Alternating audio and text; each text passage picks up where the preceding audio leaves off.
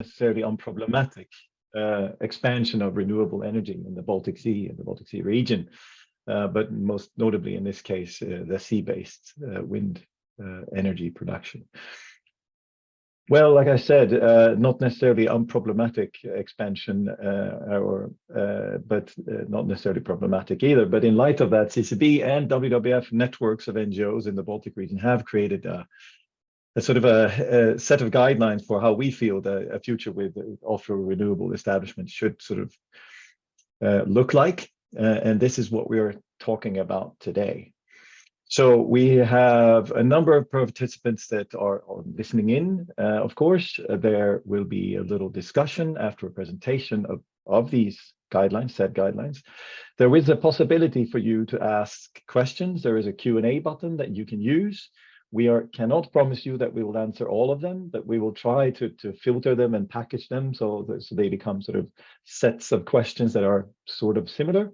So please feel free to do that. Obviously, you can specifically name or ask a specific question to a participant, and also to the speaker first, which is Andrea presenting the guidelines. So we have with us first Andrea Cervantes from CCB, who will present the paper that's been produced together with CCB and WWF. After that, we will have a conversation with representatives from the sort of a government perspective, an industry perspective, and a science perspective. And on top of that, of course, the NGO perspective will be presented first. So that's how we plan the day and plan the morning. I was going to say the day, that's up to you. And I will, without any further additions to that, give the floor to Andrea to open this webinar with presenting the sort of short draft outline or outline, I would say, of these guidelines. So, and after that, Johanna Fox from WWF will take over for her. Andrea, are you ready with your presentation? Yes, thank you, Niels, and good morning, everyone. I'll try to share my screen now.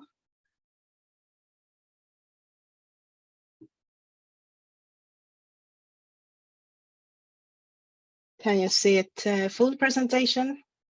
Okay, great. Thank you. I'm a bit sick, so I apologize if I interrupt a bit the session. But my name is Andrea Cervantes, and I work as a biodiversity officer at CCB. And I will present the guidelines that we Coalition Clean Baltic and WWF Baltic Ecoregion Program have developed for planning offshore renewable energy in the Baltic Sea. But first, I wanted to mention that the Baltic Sea is an already heavily occupied area with several maritime activities taking place and using resources in the region. So now we face a massive introduction of offshore wind energy, and we will have to address compatibility issues, conflicts of interest, as well as to find opportunities for coexistence all throughout strategic planning. And just to give a bit of a background, as you may know, in May 2022, the REPowerEU plan and the proposal for the amendment of the Renewable Energy Directive were introduced, aiming for a massive speed up and scale up in renewable energy in order to achieve energy independence and security, as well as to work towards decarbonization. So the target has been agreed for the share from renewable energy sources to a total of 45% to 2030, and member states need to identify areas for renewable energy, so-called go-to areas, or nowadays acceleration areas. So as a consequence to this, the Marienborg Declaration was signed also last year, where Baltic member states have sevenfolded their ambitions for offshore wind energy installed capacity to at least 19.6 gigabytes to 2030. And recently, the Berlin Declaration was signed this month, where the member states have signed for commitments in terms of cooperation and coordination, as well as to strengthen financing instruments. So the purpose of these guidelines that we have developed is to inform a region-wide discussion and to be used as a signpost for decision-making processes linked to identifying and designating areas for offshore renewable energy without negatively affecting nature and allowing the acceleration of nature protection and restoration. So we have developed a framework with 5 main considerations for this process, and these are legislative, environmental, spatial, technical and technological, and socioeconomic considerations. And we have also developed a decision tree with the most relevant questions that are aligned to the framework I just presented to reach to what we consider should be no-go areas, might-go areas, and go-to areas. So in CCB's and WWF's view on the legislative side, the planning, identifying and designating process for these areas should align climate, energy and nature marine legislation and neither weaken or nor overlook environmental requirements if climate, energy and protection and restoration targets are to be met. On the environmental side, we have added areas for avoidance, mainly for marine protection and key biodiversity sites for red-listed and migratory species, and we have added considerations to address uncertainty and lack of data regarding cumulative impacts.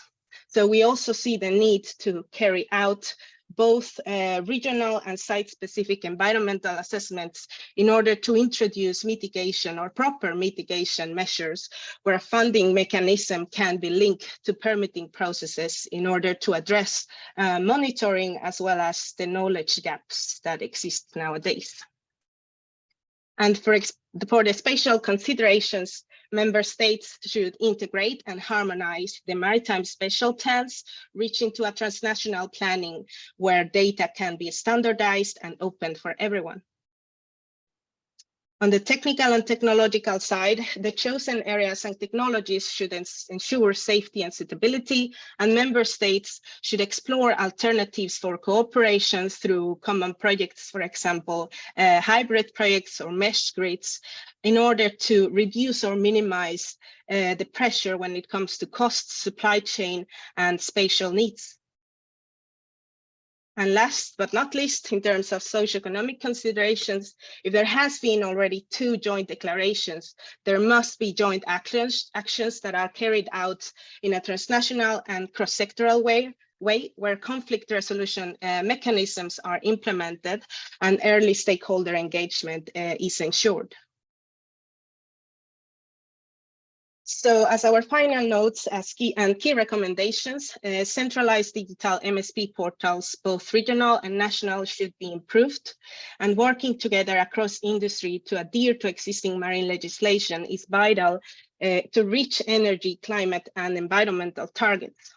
We also see that the formation of a dedicated Baltic marine stakeholder platform hub could be beneficial for exchanging experiences, challenges, as well as to find synergies among actors. And even though the offshore renewable energy expansion will happen and is needed, we also need to focus simultaneously on energy savings, repowering and efficient use of energy, as well as to enforce the polluter pays principle for environmental damage, which should not only be for the offshore renewable energy sector, but for all maritime activities in the Baltic Sea.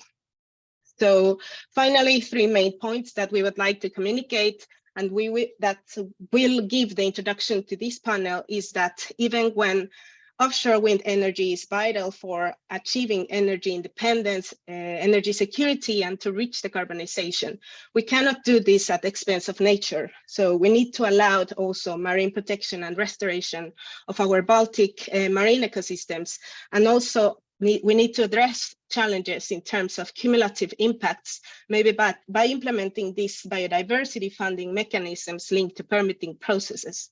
So transnational and cross-sectoral cooperation are then key to achieve offshore renewable energy development with nature in mind. Thank you, and I will give the floor now to Johanna and the panelists. Thank you, Andrea, for that interesting presentation. And to all of you listening, my name is Johanna Fox, and I'm the director for WWF Baltic Program. And I will be guiding this discussion with our panelists for the rest of the webinar. And just to recap, you can ask questions using the Q&A button, and we'll see if we will have time to address them during the panel discussion. But with that, I would like to introduce our panelists. And we have Dr. Kai Trümple, who is the head of Spatial Planning Division at the Federal Maritime and Hydrographic Agency in Germany, who is responsible for the marine spatial plans in German EEZ. We also have Lena Bergström with us, who is an associate professor at the Swedish University of Agricultural Sciences, and she's the head of the ecosystem analysis at SLU Aqua. Has experience and is doing a lot of research on the impact on marine environment from offshore wind development. And lastly, we have Lasma Livsiniece, who is the executive director at the Latvian Wind Energy Association and has over a decade experience working with the wind energy sector from Brussels and now back in Latvia. Welcome, everyone. And like we heard, we in the Baltic Sea have now a political ambition of increasing the offshore renewable energy with 7-folds in only 7 years' time. Now, this is quite a task to achieve. And from our side, from WWF and CCB, obviously, we are concerned with how this will be done in a way that it doesn't harm the Baltic Sea, which is a crowded sea and also a sea in not such a healthy state. So I would like to open this panel discussion by asking you, and I start with you, Kai, what are the key challenges that you see that we need to address in order to successfully deliver on this ambitious target without harming the Baltic Sea nature? Yes, thank you. Good morning to everyone. And first of all, let me thank you for inviting me to this discussion, and also thank you for taking the initiative of writing these guidelines and making them public. From the planning point of view, we have to see that we are at a point where we all have already implemented our first round of maritime spatial planning, in some instances, the second round of maritime spatial planning. And so I think that is already a solid basis for future planning decisions that we have. So if we just implement what has been done in already existing maritime spatial planning, I think we can be fairly safe that this will be in line with regulations and environmental necessities, right? Because it's been part of a process that is very akin to what you have outlined in your guidelines. And when you come to what is on top, or if there's anything on top, I mean, as you say, the Baltic Sea is a crowded space, but we should not fall for the fallacy, if I may say that, to be like the drunken person who looks under the light post for his keys just because there's light. It's still going to be that the biggest challenges for the Baltic Sea are going to be eutrophication and overfishing, and not necessarily offshore wind. So we should be careful, but we should not really ascribe all the woes that are going to come to the Baltic Sea just to offshore wind. Thank you. And before I continue to our other panelists, I would just like to ask you, Kai, here. You say from a German perspective, you already have the plans, you might be able to meet these targets and what has been planned. In the Baltic Sea region, we do see that there are differences between the various countries. Some are replanning their MSPs, others need to really get going on the offshore wind development. And so there's different levels in the various countries. Various countries have different permitting processes, different processes for MSPs. Do you see that there's a need for coherence between the countries? And how can we solve this planning across the Baltic Sea? Because the Baltic Sea itself doesn't see any borders. Yes, that's very true. And thank you for giving the opportunity on commenting on this.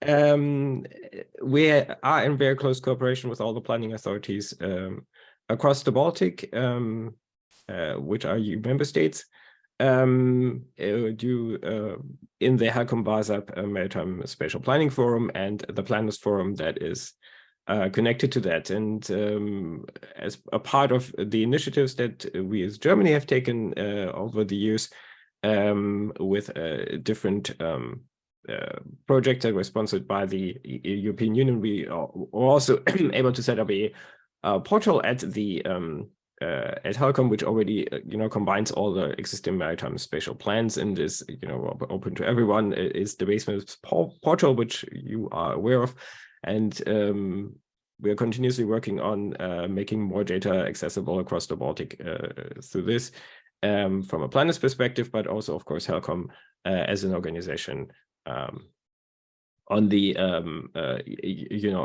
the input data, if you will, so what is the actual data that the planning is based on. So yes, and again, part of the integral part of maritime spatial planning is, of course, being cross-border with your neighbors, but also further reaching. And we are also always in very close cooperation with our neighbors when we draw up maritime spatial plans. Thank you. Lasma, from an industry perspective, what are the challenges that you see in reaching these targets we have for the Baltic Sea? And what are your thoughts in terms of the cross-border collaboration across the countries in the Baltic Sea? Thank you also for inviting me, first of all, to join this webinar. And yes, I think, well, coordination is always good and needed so that we are all on the same page, that everybody knows what's happening in the neighborhood, so we can plan better when it comes to be it grid, be it, vessels that are needed, or the planning process itself. But I don't know if it's a good or bad news, but well, the industry, the sort of the excitement and hype has diminished slightly nowadays because of well, the material costs have gone up now. Some estimate that even plus 50%. There are huge delays in the supply chain. So I'm a bit pessimistic towards this goal, or rather the deadline, where we say that by 2030 there would be 19.5 gigawatts added. I think this would be delayed slightly, but it's coming, and maybe this also gives us the chance to plan it better, to have certain things ready before we actually, kick off with the construction of offshore wind farms. And when you say plan it better, and we have a little bit of time, how can we plan it from an industry perspective better, so that we take environmental considerations into concern? Well, I mean, it was already mentioned, aligning the maritime spatial plans, getting the legislations more or less similar, creating some sort of, putting the environment in the focus here, in the center, thinking how we all can contribute to improving the ecosystem in the Baltic Sea. And there are plenty of options to do that. So one way is to work it in the auctioning, in the tendering rules. We have previously talked about maybe setting up a fund where developers can chip in with their, profit sharing mechanisms, or maybe it should be up to the states to establish these funds. And, there are tens and tens of possibilities to work in, certain mechanisms, how we can improve the Baltic Sea condition. Thank you, Lasma. I will come back to that, the thoughts around the fund here, because that's an interesting one. But I would like to turn to Lena now to hear a little bit from the science perspective. How much do we know about the potential impacts of offshore wind in the Baltic Sea, and where are there challenges and research gaps that needs to be addressed in order to meet these targets in a way that we don't harm nature? Thank you also from my side for having me here in this panel discussion. It's much appreciated to be able also to listen in on the perspectives from the planning and the industry in the same.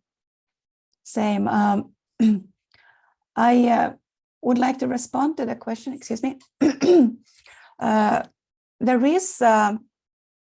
There is actually quite a bit of information available already on how offshore wind farm may affect nature, because there has been research being done in other countries where they already have had offshore wind experiences and carried out processes or surveys to see how that would have affected the environment. The problem is obviously that these studies have not been carried out in the Baltic Sea. So they are, for example, from the North Sea, from Scotland, and from the States and other countries. So you can see for some species that are also occurring there, you can see how they reacted in those environments, and you can, based on that, you can make assumptions on how species, same species or types of species could respond in the Baltic Sea. But there is still a main challenge to develop these insights and understand how, in more detail, could these hypotheses about how the environment would respond and verify that from the Baltic Sea perspective to see that we are making the correct assumptions in this case. So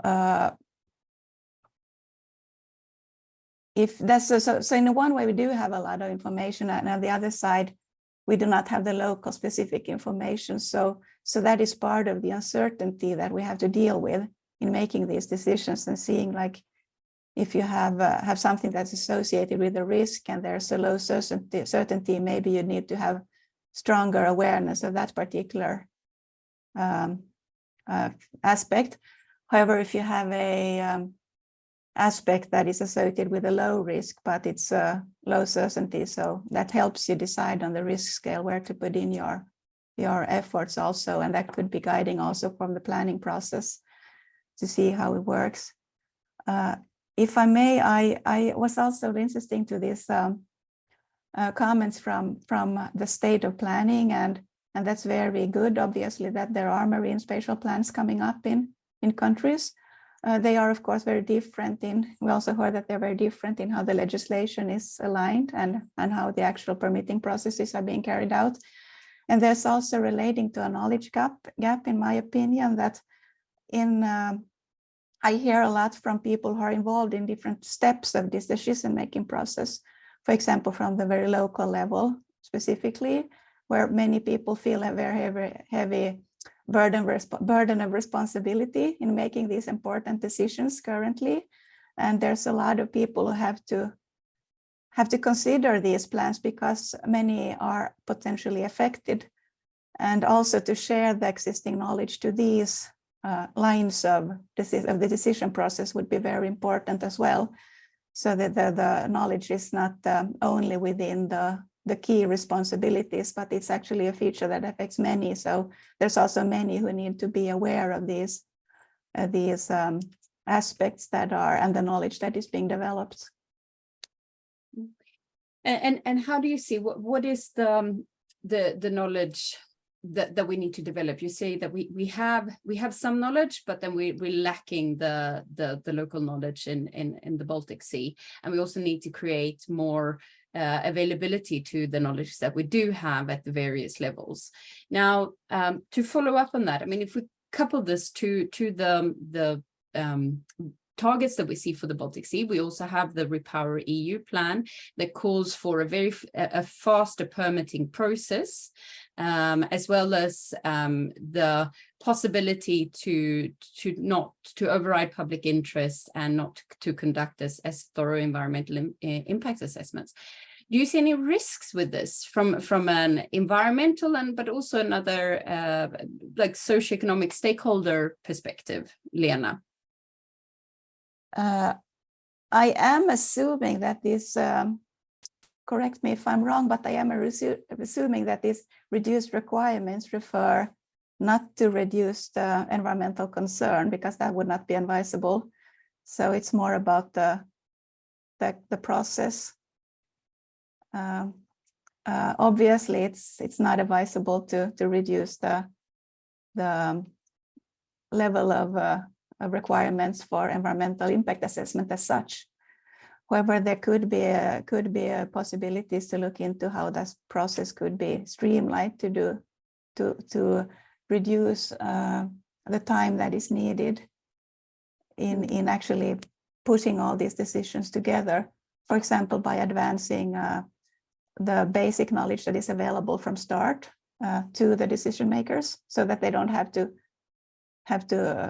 individually find out the same information, as is currently unfortunately the case in many cases, and also to coordinate the decision processes would be more effective in that way. Making sacrifices for in certain cases is obviously not advisable. Thank you. And Lasma, from an industry perspective, Lena was talking about we need to streamline our permitting processes, but not reduce environmental requirements. What are your thoughts from this industry? What is the key to make permitting processes faster? We are there with you. Any wind farm development should not be done at the expense of our environment. I mean, we as the industry see this as one of the top priorities when planning offshore wind farms. But I mean, as for Latvia, it's very difficult to talk about the specifics because there are no specifics. We're at this point still kind of working out our tendering rules, so nobody has gone through the permitting process yet. But when it comes, I can give you an example from the onshore planning. So there has been attempts on the governmental level to sort of kind of, reduce the process by eliminating certain parts of the environment impact assessment, which we completely oppose because it's not aligned with our values, and we don't see the for example, the environment impact assessment as being the longest process in all of this. There are like bits and pieces where you can optimize the procedure before and afterwards, but there are certain things, certain procedures and certain steps you have to go through when evaluating where and how the wind farm can be built. So we as the industry definitely want to keep all the needed procedures for the environment impact assessment, because it's not only for the environment, but it's also a reputation for the project. Nobody wants to end up, having to dismantle their offshore wind farm or onshore wind farm, after a while, or nobody wants to get their turbines linked to any court cases. So it's straight up there. So if I understand correctly, environmental impact assessments and that part of the permitting process is still a very much a requirement from the industry side, or from your perspective, and perhaps Absolutely. not what's causing the delay in permitting processes. No. So if I might turn to you, Kai, are you sharing this view from your perspective in terms of the planning? I mean, I can only really in-depth speak for the German example, and we have a multi-tiered planning approach. So we have a maritime spatial plan with an SEA that is followed by the sectoral offshore wind plan, the site development plan, which is also has an SEA, which is then followed by a site suitability assessment, site specific, which is also an SEA.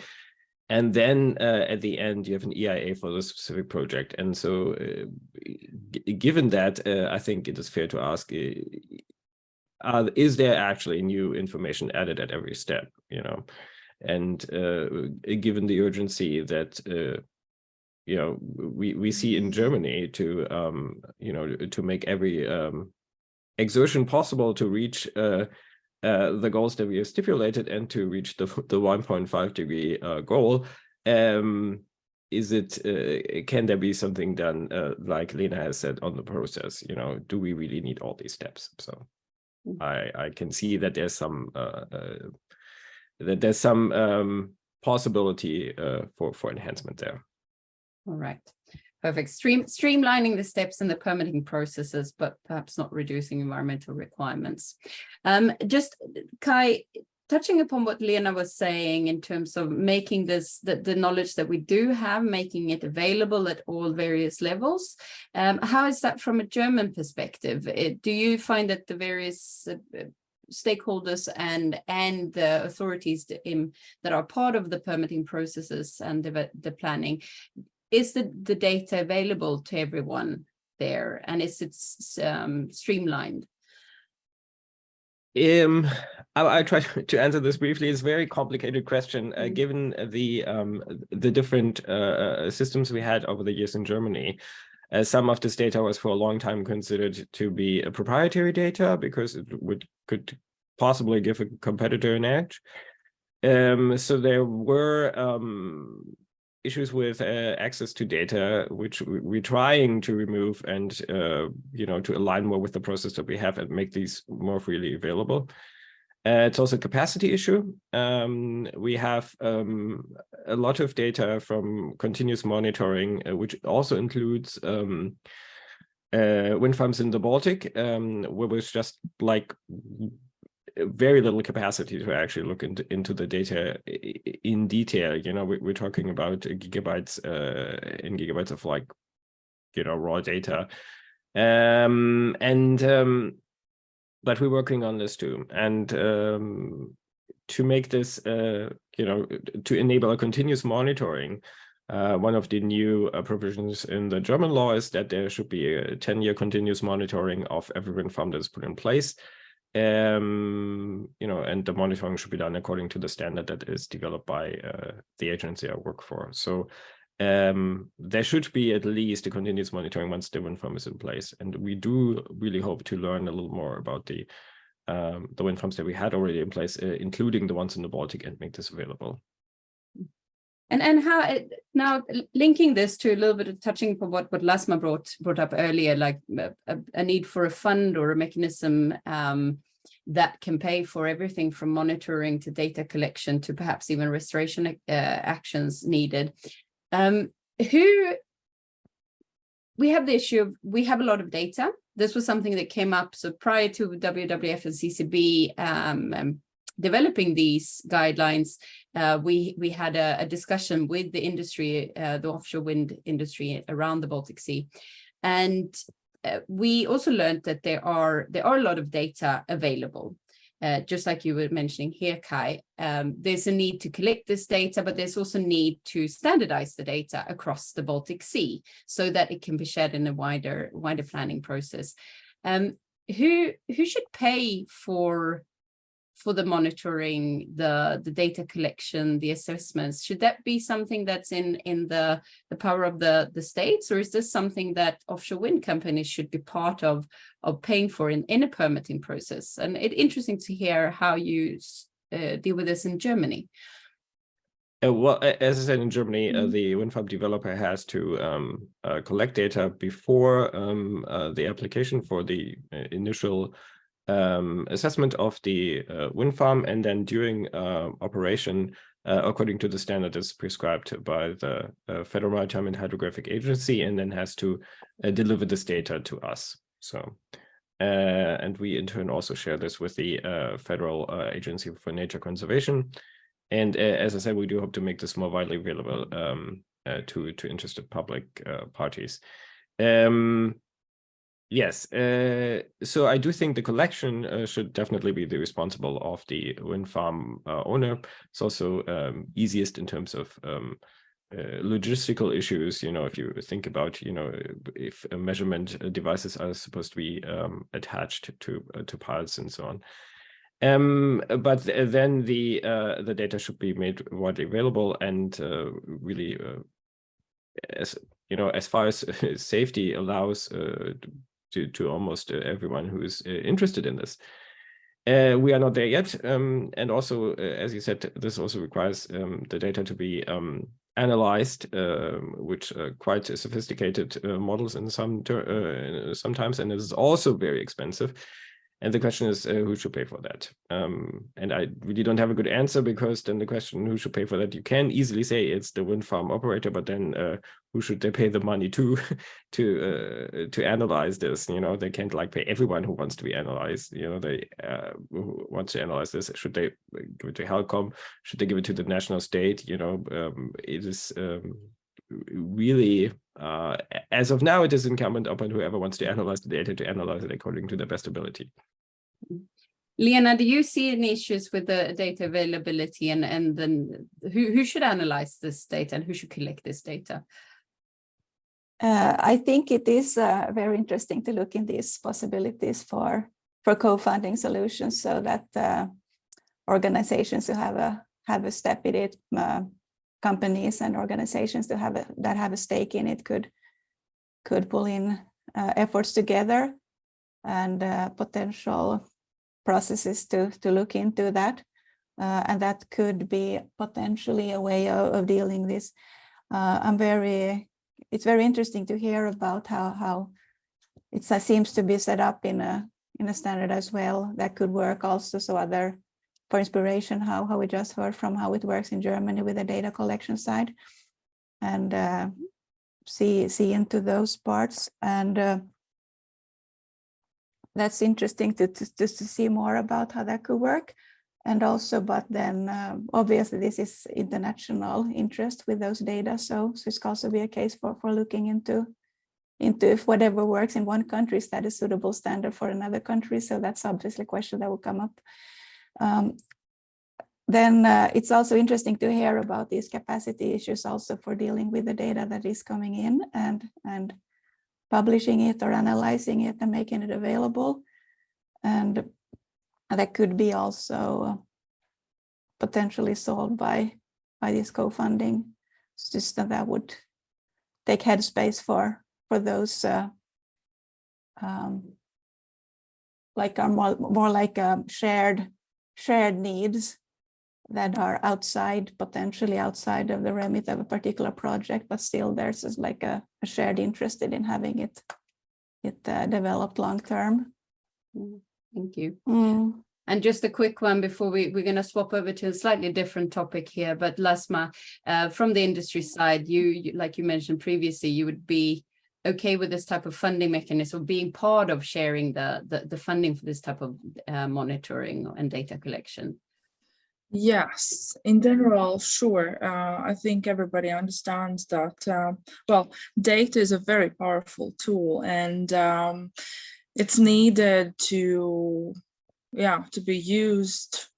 Well, for the monitoring part is something that I totally agree. It should be done.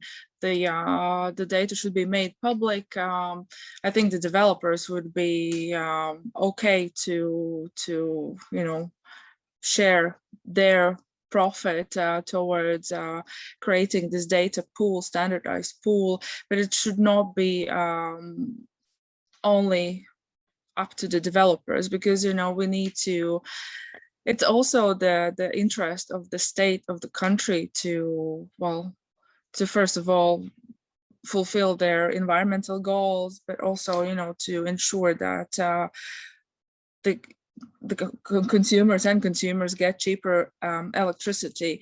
But then something that I'm thinking about in this very first phase or this data collection before you install a wind farm. So I think when it comes to creating these offshore tenders, and how we get to actually building the wind farms, this is a tricky part where I can give you the bad example of the Netherlands, where one site can be scoped and site studied by many developers, and it just it maximizes the impact on the environment. So how can we make sure that the first investor developer who does the scoping, the seabed surveys, technical studies, how can we get them to share their data so that the next one can already build their research based on the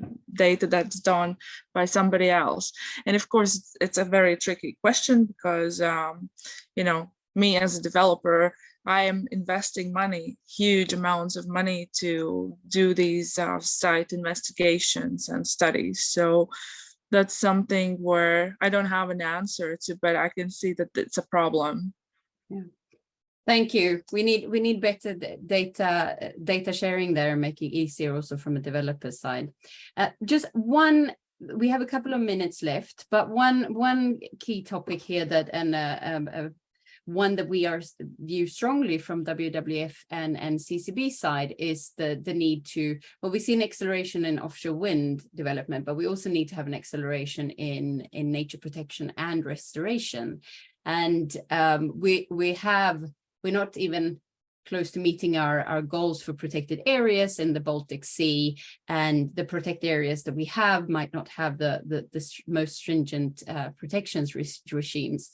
And now there is what are the risks associated with placing large infrastructure projects such as offshore wind farms in marine protected areas that we do see some plans pointing towards? Lena, what do we know about that from a science perspective? Yes, I think the risk is tightly linked, obviously, to the management objective of the MPA that you have, because you could have MPAs set with different objectives in mind. And obviously, if an intrusion into a marine protected area is something that would then risk the possibilities for reaching that particular management objective, which is quite often the case, then it's not advisable. The reason that I'm taking so much long time to say this is that there are exceptions, of course, because this is where I think maritime spatial planning comes in as a very important player, and the importance of also having environmental impact assessment on the plans as such, because that's about the only way where you can look at this displacements effect and see what happens to those other sea uses at sea, some of which are going to be excluded from the MPA area, and others are going to be excluded from the wind farm area. I'm looking at fishing. And then these fishermen are not going to go anywhere. So, or they're not going to disappear, so they're going to fish somewhere else. And where would that be? And there could be scenarios where you have, in fact, a poorer environmental outcome in situation if you're very strict about avoiding MPAs at any cost without looking at these overall perspectives. So you really need to do these cumulative impact assessments from that perspective to see how it, so that you're absolutely aware of the scenarios that could appear. And obviously this could also, in some cases, it could be synergistic effect as well. If you place an MPA, if you have an MPA and then you have offshore wind farms around it, that could also have a synergistic effect, but so that they strengthen each other in some scenarios. So there's no absolute yes or no, but you need to look into the overall planning situation. Right. Thank you. We have 1 minute left of this webinar, and I would just like to wrap up a little bit of what we've heard today. What I take with me from listening to the discussion we have with our panelists is that, well, we have large political ambitions to increase offshore wind in the Baltic Sea, but we also have issues with, we have data, but not enough data, or there is a lot of data, but who is going to collate this and actually analyze it in a good way possible. As well as there's a need from an industry perspective, like to streamline processes in order to meet these targets. And in all of this, we have to do this with nature in mind. That is crucial. And what I take home, and correct me, the panelists if I'm wrong, but we see it from CCB and WWF side that this needs to be done in a stepwise fashion. If we're going to do it in the Baltic Sea now, we have to do it right from the beginning, and perhaps not rush, but actually do it stepwise so that we can understand the impacts on nature while also and minimize those while meeting the targets for renewable energy in the Baltic Sea. So with that, I would like to thank you all for an interesting webinar, and wish you a good day.